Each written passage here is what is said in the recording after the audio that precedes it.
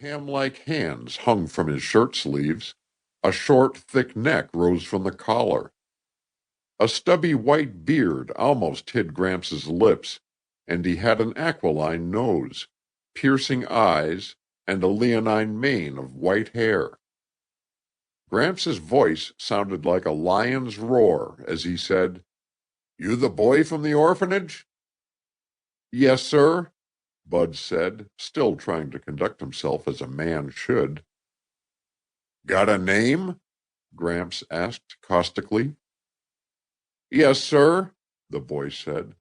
"Bud Sloan." "Bud, eh? I've heard worse names. Come meet Gram." Without another word or a backward look, and with astonishing agility for his bulk, Gramps turned on his heel and led the way to the kitchen door at the back of the house. There was also a front door, but that was for company use.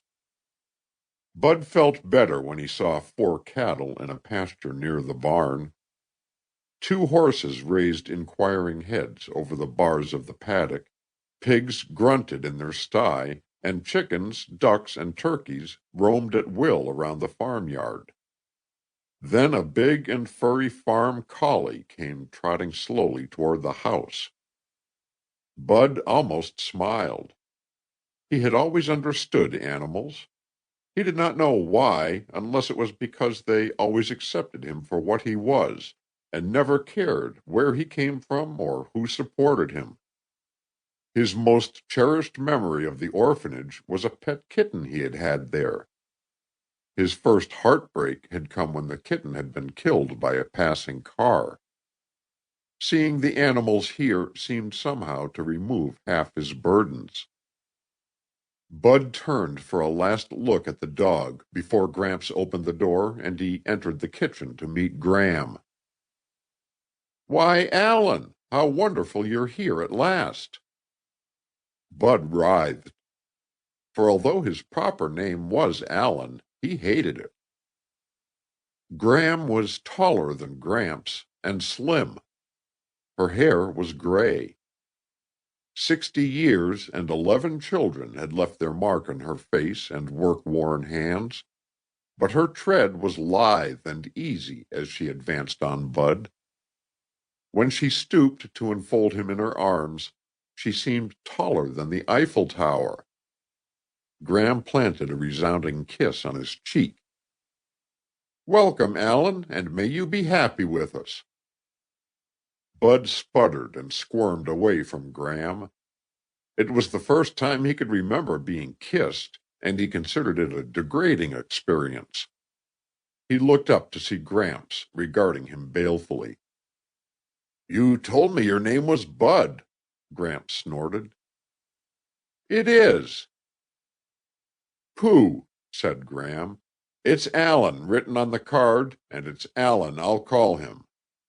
Have a tart, Allen." She gave him a crisp baked tart filled with jelly. Bud meant to refuse it, for he neither asked for nor wanted favors.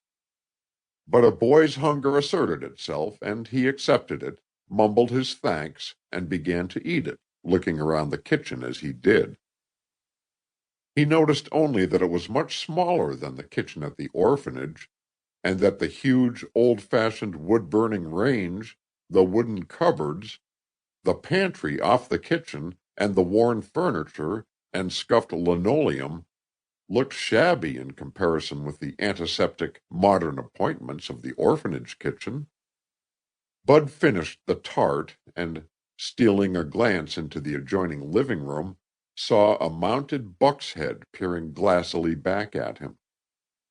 Hastily he wiped his hands on his trousers and looked away. "Do you think you'll like it here?" Gram asked. "Yes, ma'am," Bud said dutifully. "Will you have another tart?" "No, ma'am." "Yes, ma'am. No, ma'am," Gramps mimicked. "That all they taught you to say at that there orphanage?" "No, sir." "Well, if you've had all you want to eat, Bud," Gramps said, looking meaningfully at Gram as he